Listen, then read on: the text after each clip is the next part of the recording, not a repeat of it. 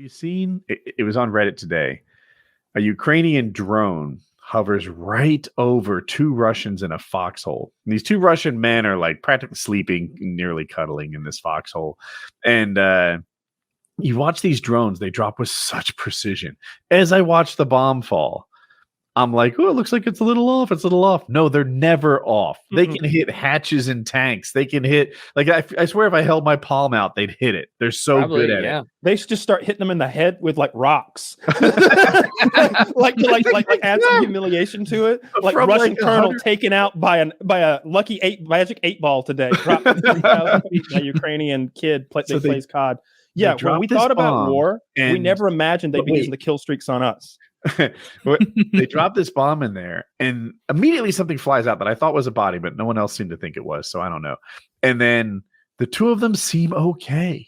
Like they're pulling the blanket off. One of the guys is kind of hugging the other, which I take as a sign of distress, but I don't know. And the other guy is like just sort of working his legs, like figuring it out. And he seems okay. It's a 2-minute video, 2.5-minute video at first. And as it unfolds, he starts moving his leg in a weird way, like he has an extra joint above his knee. And you're like, oh, he's hurt. And the other guy who's kind of hugging him stops moving. I think he's dead. It takes him like a minute to die.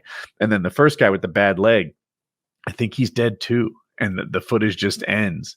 And it's like, God damn, war is hell. Especially like modern war seems unfair. You know, like all war is hell. I don't mean to knock it. But if we're fighting with spears, it's at least like a battle of skills and wits and athleticism and such. If we're fighting with spears, the night before we fight with spears, I can find a hole to sleep in and know that you won't dig me out of my hole. Yeah. These guys have nowhere to hide. They are in a foreign country protection. where seemingly like the locals might fucking kill you, but if the Ukrainians see you from the sky, they'll just kill you like that. Like it's like the other team has kill streaks. That's so scary. Yeah. That's not the war that you ever want to fight. When I imagine war, we're on the ground and we're looking for the bad guys. And well, you know what? It's like even if you grew up with like the fetishizing the idea of like I could go to war and like I could get around, right?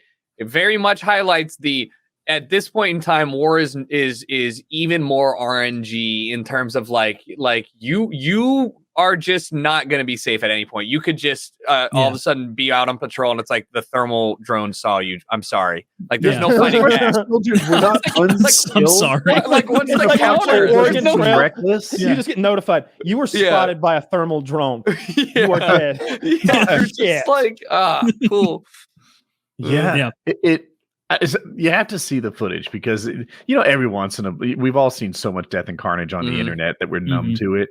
But this one, it got past my numbing agent, and I was like, "Fuck!" Like you said, it's so RNG. These guys didn't do anything stupid that I could see. Well, everyone has to sleep, and in a foxhole. I mean, what were the choices? And fuck, and it's like you can't. There's no way to like train your way out of it. It's like, if that guy was the greatest sniper in global history, it wouldn't have mattered a hill of beans. It's like, but you still got caught by the drone. You're done. Well, the problem is the equipment, right? Like, there's plenty of equipment that would get rid of those drones. There's electronic warfare that would prevent those drones from being able to operate in that area. If they controlled the area better, then the front wouldn't involve guys who are close enough to RC a drone, right? Well, I mean, you say that, but then also you're talking about like the ability. All it takes is like one blind spot to let the tiny drone in versus and like the ability to cover all of that effectively. Israel doesn't have a problem with that. Like first world, like the United States wouldn't either. Like we've got all sorts of things that shoot down incoming projectiles and electronic warfare. But no, but you have to assume that's putting a lot of assumption that you're even worth the amount of tech that's going into protecting you from that. Like certainly not those guys, right? You'd have like how high up on the chain of actually fighting. So. Yeah, but like how high up on the chain of actually fighting do you actually get drone protection? Like where? Kyle brings up a good point. We're in Iraq now. We were recently in Afghanistan, and that never happened to us. Right. Our enemies didn't really have that capacity against us. Like, so they didn't have that capacity. If we were IEDs, look, you can learn to detect as to the best of your ability, but at a certain point, you're left to the true randomness of I was the one that checked the pile today, you know, or like we're driving comparison. through. Yeah, it's tough. Yeah. I think it's going to keep going for at least another year. It's going to be lots of cool YouTube videos. I'm seeing lots of guys with GoPros running around. I've seen some crazy battles. I also saw Ukrainian vaporize like a dozen of his comrades today accidentally by identifying another tank. He just blew up a bunch of his buddies. That one's got to feel bad, huh? You vaporize a dozen of your guys. There's nobody like double checking that kind of stuff. I remember. I guess it's Iraq, war. It's war. It's that was Piotr's job. In Iraq, the first war, which you guys were young for, friendly fire was like our biggest cause of death. It was by far the biggest cause. Like I watched a thing recently, a couple months ago, and they broke down they showed all the units. It made me. I know you're somebody who was there. I wanted to ask what division he was with, because they're like, and then the 187th went it like this, and they really break it down. Saddam had prepared for that trench style warfare, and we went in with those tanks with bulldozers on the front and buried hundreds of them alive. We just drove over them instead of fighting them. I didn't know about that. Damn, it's great. It's great. Yeah. The guy I know, his unit was wildly successful. Just a lopsided battle.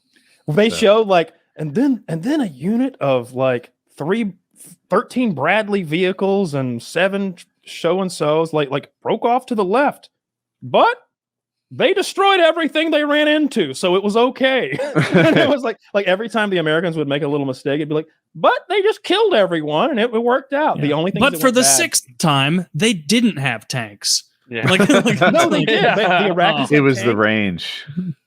It seemed like we had 100-mile range and they had a 50-mile range. I'm making these numbers up, and we would just see them first and shoot before they could even do anything. Our optics were a lot better. We had the thermal optics already.